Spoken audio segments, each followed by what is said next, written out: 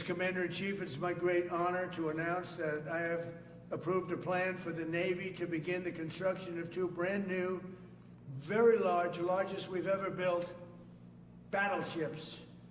You know, you used to build the Iowa, the Missouri, the Wisconsin, the Alabama, many others. We had big battleships. These are bigger, but they will have 100 times they'll be 100 times the force, the power, and there's never been anything like these ships. These have been under design consideration for a long time, and it started with me in my first term, because I said, why aren't we doing battleships like we used to?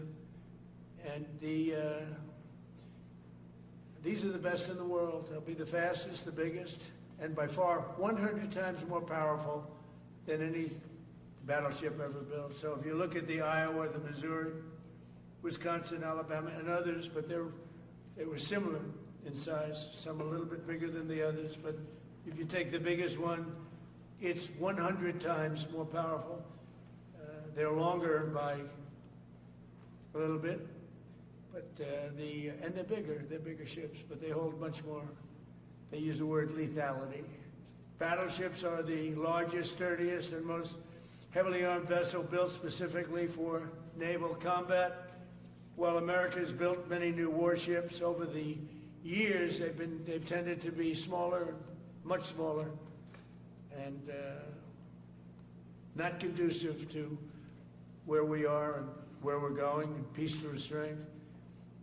But including, we've been building aircraft carriers. We're going to be upping that also. We're going to be going to a superior aircraft. We have the Ford class. We're going to be upping that to a different class of aircraft carrier. And we haven't built a battleship since 1994. These cutting-edge vessels will be some of the most lethal surface warfare ships.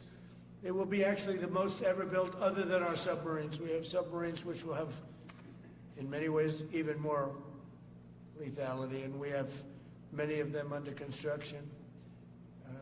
Each one of these will be the largest battleship in the history of our country, the largest battleship in the history of the world ever built.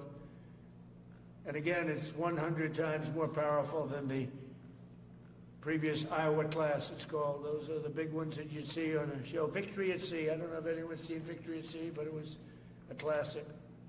They'll help maintain American military supremacy, revive the American shipbuilding industry, and inspire fear in America's enemies all over the world. We want respect. We're going to have it. We already have it. More respected now than we ever were. A year and a half ago, they laughed at us. Now they respect us again at levels that they've never respected us. We envision that these two ships, we're talking about 10, but we're going to start with 2, and we're going to quickly morph into 10.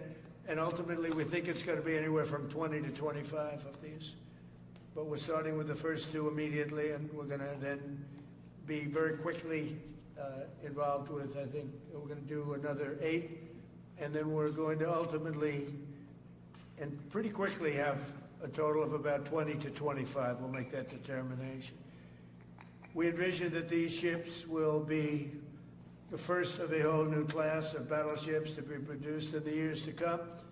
From Theodore Roosevelt, the Great White Fleet, you remember that, the Great White Fleet, to the legendary USS Missouri, whose massive guns helped win World War II.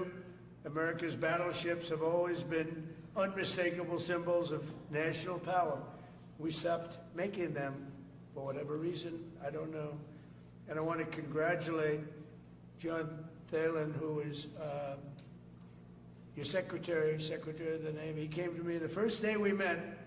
He talked about battleships, and I said, you're absolutely on the right track. He said, why are we doing other things? We have missiles, which are much more expensive. By the way, these battleships have tremendous numbers of missiles, but they also have guns. And in many ways, guns can do the trick just as well as missiles at a tiny fraction of the cost.